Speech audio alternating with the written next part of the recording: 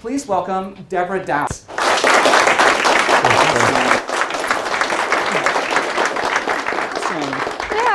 Yeah, good to be here. Yeah, so great that you could come. Yeah.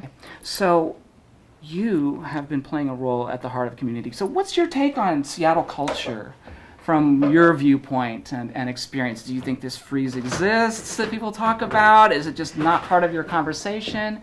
How can you help people think about it, or what's your take on that? Well, I don't know if the freeze exists. I know it's been here for a long time. I've been here for about 30 years, and I was in a job where I get a new boss every 4 years. And there were actually consultants that used to help people get into the community. And they found it to be very cold. That's why they hired these consultants. And I think, the way I see it, I'm from the Midwest. I'm from Michigan. And, a lot of our social life is around who you know, who you work with. I lived on the East Coast before here, and it was really rooted. The East Coast is very rooted. It's your family. You come out here, and first you had the Scandinavian tradition, which is, Scandinavian conflict avoidance. And then you had people who came out to ski and to hike and to do their things. So I think people glom onto interests. I mean, you mentioned the meetup economy here, or the meetup, culture here, and I think that's why it's so popular here, because people are seeking ways of connecting, and I think one way they look to do it is through a shared interest. And so how did you find your ways of connecting here? Through shared interests. I mean, I'm a musician. I play viola. I found an orchestra. One of the first things I did here, I think, before I bought a couch. And I still play music with people I met, 30 years ago here. They're my family now. And I ride a bicycle. I've been pretty active in the cycling community. And, these are little cliques and niches in our broader community. They kind of glom onto each other, and they hold tight for a long time. Mm-hmm.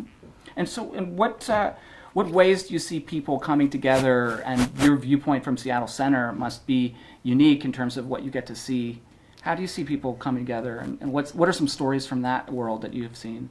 Well, I would say, we like to think of ourselves as the heart and soul of Seattle. I mean, we are the gathering place. There are over 14,000 events that happen at Seattle Center every year.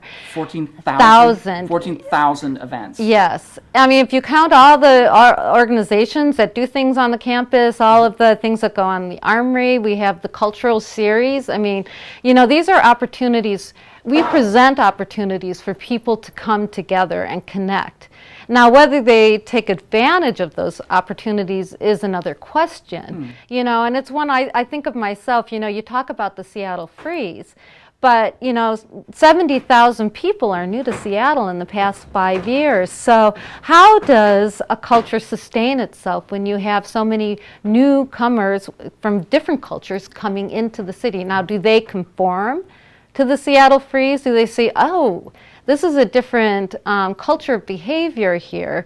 Were they, maybe more connected-minded before they got here, and then they kind of eased into the Seattle freeze? Do you need a critical mass to overcome the Seattle freeze, or is it like the woman said in the video? Mm-hmm. You just have to put yourself out there. What's your take on some of that? I mean, yeah. I read a study that said that Seattle is the second most introverted city in the country. Actually, Washington State's the second most, after only Vermont. Vermont is the only more introverted state than Washington State. So yeah, there's a bit of a culture of introversion, and so maybe there's some ice breaking. Do you see people kind of creating new norms also when they come, or is some of their culture of sharing contagious?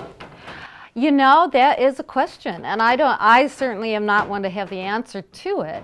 But I think, people see, they get into hiking here still. I mean, when I moved here 30 years ago, this is why you came. My friends were saying in Washington, D.C., you're moving up to the woods. Now people, they come here for work. Yeah. And we ask ourselves about what brings them out all the time at Seattle Center. We know that people are coming to Seattle Center to hang out a lot more than they ever used to. We used to say that a space wouldn't be successful unless we activated it with some kind of activity. But now people come to walk and to hang out on the grass. And, I think you know, in modern society, with all the technology we have, we are connected through our phones. And I think there is still a longing with people to be connected in a real, authentic human way.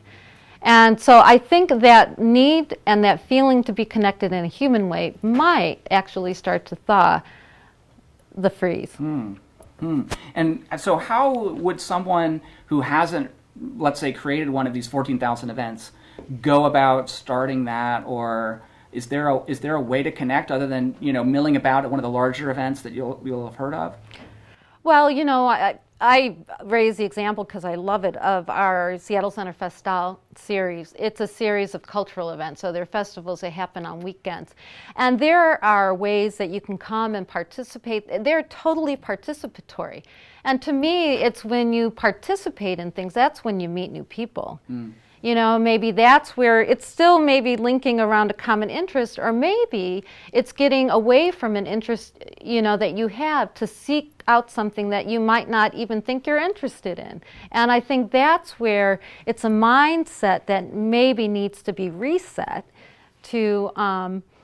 so people can say, hey, you know, I might enjoy doing something I've never done before. And so maybe what I'm saying as I talk is that maybe there is a way of thawing the freeze with a certain attitude. And, you know, people coming here in their 20s and 30s now, they're seeking purpose in their lives. And again, I think that feeling of needing purpose is linked to that feeling of needing human connection. And I think that will be maybe the critical mass that melts the freeze. Interesting. So everybody's got their mindset switches ready to toggle at a moment's notice. Yeah, mind shifting is challenging. It also sounds like you're saying that there are ways for people to engage, and it's a matter of simply kind of looking for that and finding it. And you can both be yourself and also connect. Is that part of the dynamic, that you find your own group or initiate beyond that? Is that part of what you're saying? Yeah, I think just be open-minded. I mean, I moved here from Washington, D.C., and maybe it was the time, maybe it was my age, but we went out all the time and to parties, you know, and you met people at these social events. And, you know, I do something at home called soup night. And I invite everybody I know. I might invite, you know, 70, 80 people to a soup night, and I put 3 kinds of soups out, and I just let people help themselves, and I kind of sit back and let the conversations begin. And, you know, I think it takes those kinds of shared experiences with people that you're not normally around to find, oh, I've got something in common with this person, and maybe I want to get to know the person a little better. But it's sort of, we're not naturally, as we become Northwesterners, social in that way, I think. Well, there is an idea that we renew ourselves here. And people do come to invent or reinvent themselves here. That is true. So, yeah, that's really great. Thank you so much for Sure. coming and for sharing some of that with us. Well, I hope you find an answer to your question about the freeze. Yes, here we are. Maybe we'll reframe the entire question. And thanks so much. Thanks.